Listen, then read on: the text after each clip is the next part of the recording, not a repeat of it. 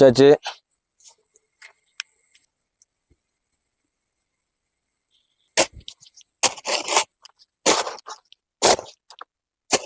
Hi friends, அனைவருக்கும் வணக்கம்.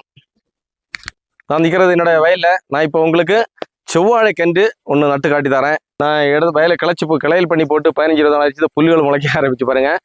நீங்கள் கண்டிப்பாக கிளையல் பண்ணாமலும் நடலாம், அப்புறமா நட்டதுக்கப்புறம் கிளையல் பண்ணலாம், அது பிரச்சனை இல்லை. ஆனால் இடைவெளி 10 to 10, ரெண்டு பக்கம், இந்த பக்கமும் 10 to 10 கண்டிப்பாக செவ்வாழைக்கு இடைவெளி வேணும்.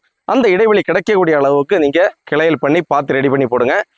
வாங்க வீடியோக்குள்ளே போவோம். நான் இப்போ வாழைக்கன்று நடுறதுக்கு குழி தோண்ட போகிறேன். குழி அமைக்கக்கூடிய அளவு சொல்கிறேன். அதாவது 1.5 அடி ஆழத்துக்கு ஒரு 2.5 அடி அகலத்துக்கு கொஞ்சம் பெருசாக குழி எடுக்கணும்.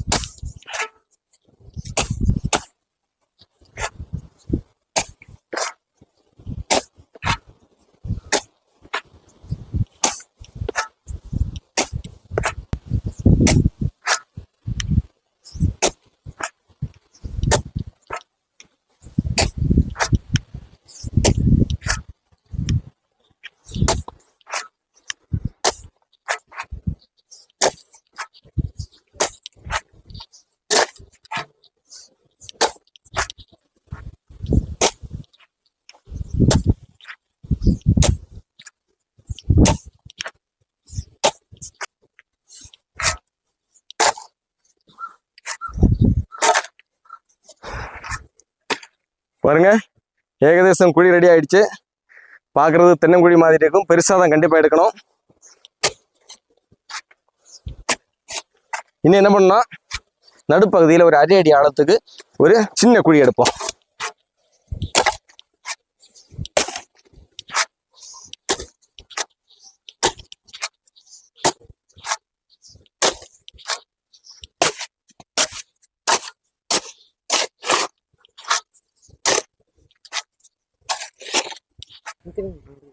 குழி எடுத்தாச்சு.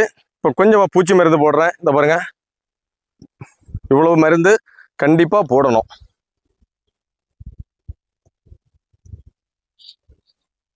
ஓகே, பாருங்க, செவ்வாழை கன்று பெரிய கன்று இந்த மாதிரி இந்த சைஸ், இதில் பெருசு எடுக்கக்கூடாது, இந்த சைஸ் வாங்கி நடணும். இப்போவே ஒரு 8 கிலோக்கு மேலே இருக்கும். வச்சாச்சு. இனி நம்ம ஓரத்துல இருந்து கொஞ்சம் மண் எடுத்து இந்த குழியை நிறச்சி விடணும்.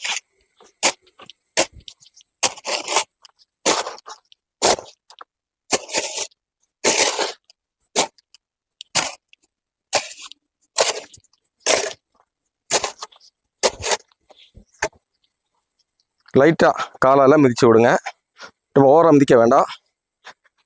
அந்த கண்டு நிற்கக்கூடிய அந்த பொசிஷனை பாருங்க, இந்த மாதிரி சரிவா இப்படி நட்டு விடுங்க. கண்டு நட்டதை பார்த்தீங்க. அடுத்து அதுக்கு மேலே இந்த தடைக்கு மேலேயும் கொஞ்சமாக பூச்சி மருந்து போடுறேன். இவ்வளவு பூச்சி மருந்து எடுத்து போடுறேன் பாருங்க.